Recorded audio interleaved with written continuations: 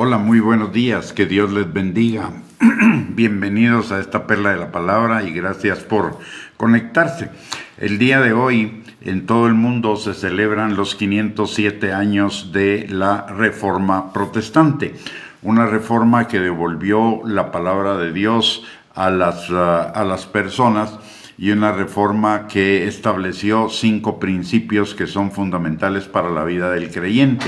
De tal manera que, y una reforma que era necesaria como otras reformas de las cuales nos habla la palabra de Dios, como la reforma de Josías y algunas otras que están en el Antiguo Testamento. La palabra de Dios nos enseña que y Jesús mismo, la parábola de los odres nuevos y los odres viejos, en el sentido de que un odre necesita renovarse para seguir siendo utilizado, para seguir depositando el vino, y el vino es tipo de la revelación de la palabra. Los odres son tipo de nosotros los seres humanos, y lo que nos habla es de la necesidad de estarnos renovando constantemente en nuestra manera de pensar para poder recibir lo nuevo que Dios trae a nuestras vidas. Recordemos que la palabra de Dios dice que la vida del justo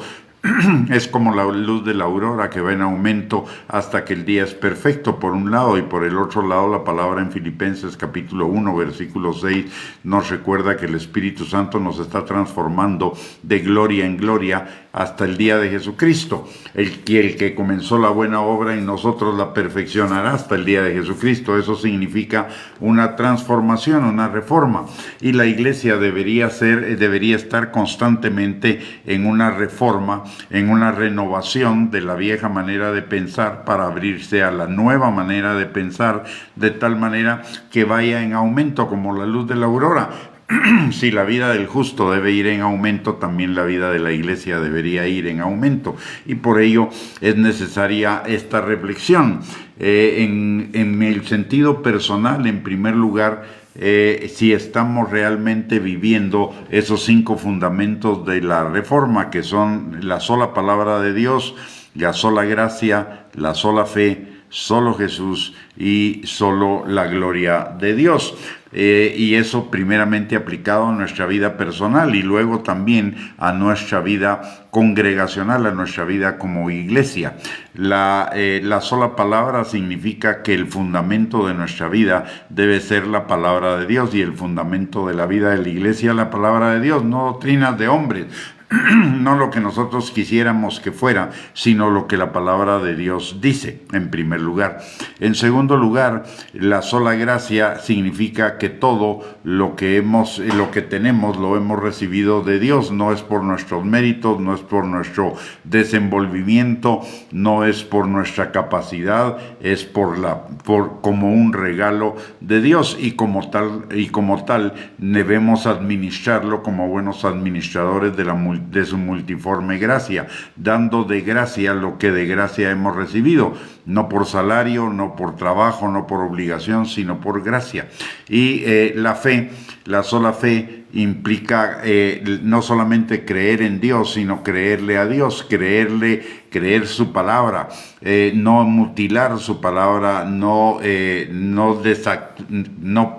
pretender que la palabra de Dios está desactualizada, porque el mismo Jesús dice que ni una tilde ni una jota pasará de la ley y pasará de su palabra.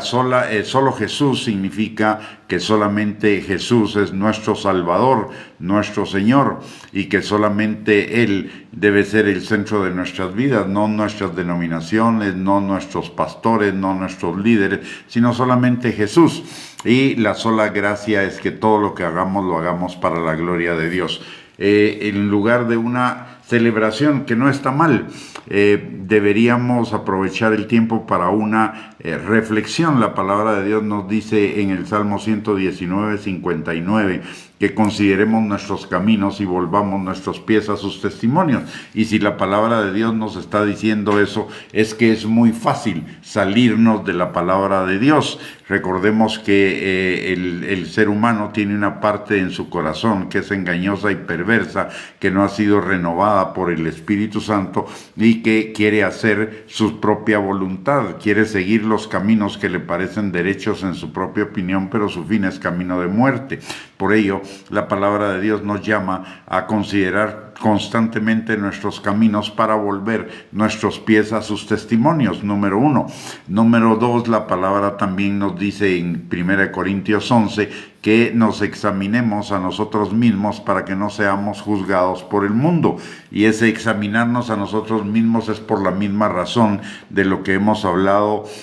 acerca de los odres nuevos, acerca de considerar nuestros caminos, acerca de la necesidad de una reforma constante de nuestras vidas para adaptarnos cada día más a lo que dice la palabra de Dios. La mejor celebración de la reforma no son actos públicos. La mejor celebración de la reforma es la transformación de nuestras vidas y la transformación del quehacer de la iglesia para adaptarlo en primer lugar a las 5 solas, en segundo lugar a toda la palabra de Dios y para predicar el mensaje completo de la palabra, la sana doctrina, no lo que a nosotros se nos ocurra como doctrinas de hombre o como interpretaciones de hombres. Es el tiempo, así como en 1517 fue el tiempo de una nueva reforma o de una reforma de la iglesia. El día de hoy estamos también en la necesidad de una reforma, de volver a nuestros fundamentos. La palabra de Dios también dice que nos paremos un momento y veamos las sendas antiguas, si son las que estamos caminando o son nuestras propias sendas. Y la palabra también dice que cuando el fundamento es destruido o es derribado, necesitamos volverlo a reconstruir, volverlo a levantar, volverlo a fortalecer. Y estamos en un tiempo en el que vemos muchas cosas que están alejadas de la palabra de Dios, no solo en la vida personal, en nuestra vida personal, sino en la vida de nuestras congregaciones. Y es el tiempo de comenzar a establecer una nueva reforma que nos regrese a las sendas antiguas, que nos regrese a los buenos caminos, a los caminos establecidos por Dios, no por nuestra visión, sino por los caminos de Dios. Y la palabra nos da muy claramente cuál es la visión de la iglesia para cualquier tiempo. Dice la palabra en Efesios capítulo 4, versículos del 11 al 16, que Dios puso en la iglesia apóstoles, pastores, evangelistas, profetas, maestros, para perfeccionar a los santos, para la obra del ministerio, para la edificación del cuerpo de Cristo, hasta que todos lleguemos a la unidad de la fe y del conocimiento del Hijo de Dios, a un varón perfecto, a la estatura de la plenitud de Cristo, para que ya no seamos niños fluctuantes llevados de un lugar a otro por todo viento de doctrina que es engañosa y que es resultado de la carne, sino que cada uno vayamos recibiendo nuestro crecimiento en amor de parte de la cabeza y nos ayudemos mutuamente para crecer como un cuerpo en todas las cosas, de tal manera que este es el tiempo de examinarnos, debe ser un tiempo de reflexión, un tiempo de autoexamen para saber cómo estamos en relación a lo que fue la Reforma Protestante y a los postulados que decimos sostener. Decimos sostener que somos una iglesia cristocéntrica, pero la verdad habría que ver si estamos viviendo para Cristo o estamos pretendiendo que Cristo viva para cada uno de nosotros. Una de las cosas fundamentales en nuestra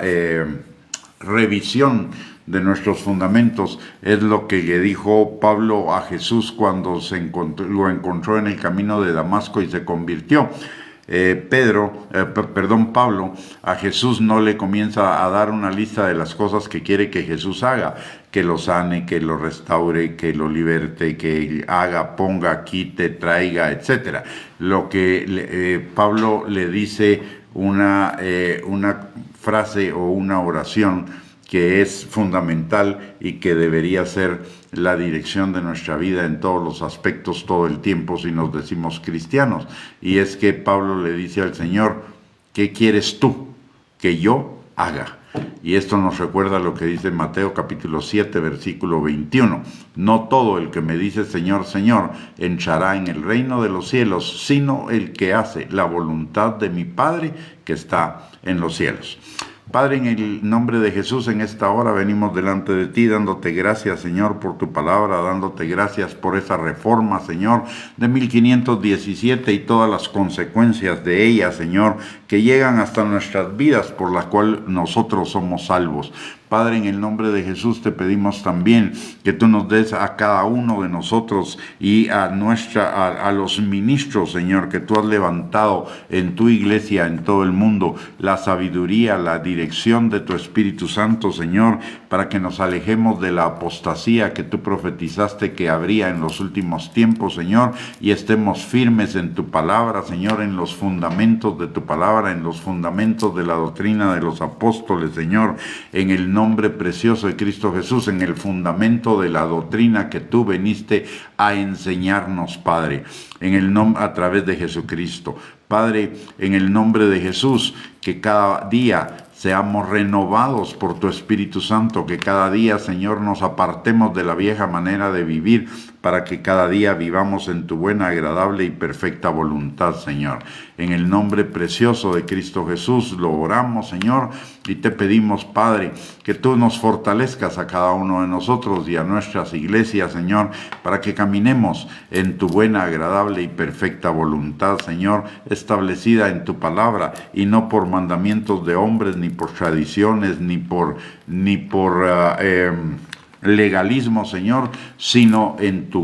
tu sola gracia, por medio de la fe, a través del único mediador que tú decidiste entre nosotros y tú, Señor, que es Jesucristo, nombre sobre todo nombre, ante el cual se dobla toda rodilla en la tierra, en el cielo y debajo de la tierra. En el nombre de Jesús también te pedimos, Señor, que tú bendigas la vida de cada uno de los que nos conectamos a esta transmisión, de los que la escuchamos, Señor, y te pedimos, mi Dios todopoderoso, que hoy sea un día de bendición, un día de victoria, un día de cumplimientos de tus promesas en nuestras vidas, y que todo lo que hagamos sea dirigido por tu Espíritu Santo y para tu gloria. Te lo pedimos, Señor, en el nombre precioso de Cristo Jesús, dándote gracias por esta libertad que tú nos has dado, Señor, porque conoceremos la verdad, conoceremos a Jesucristo y seremos verdaderamente libres. Y al que el Hijo de Dios libertare, será verdaderamente libre. Gracias, Señor, en el nombre precioso de Cristo Jesús.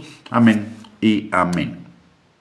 Que el Señor les bendiga, gracias por conectarse, y si Dios lo permite, a mediodía nos conectamos para otra perla de la palabra. Que tengan un lindo día, bendiciones, un abrazo y nuevamente gracias por conectarse.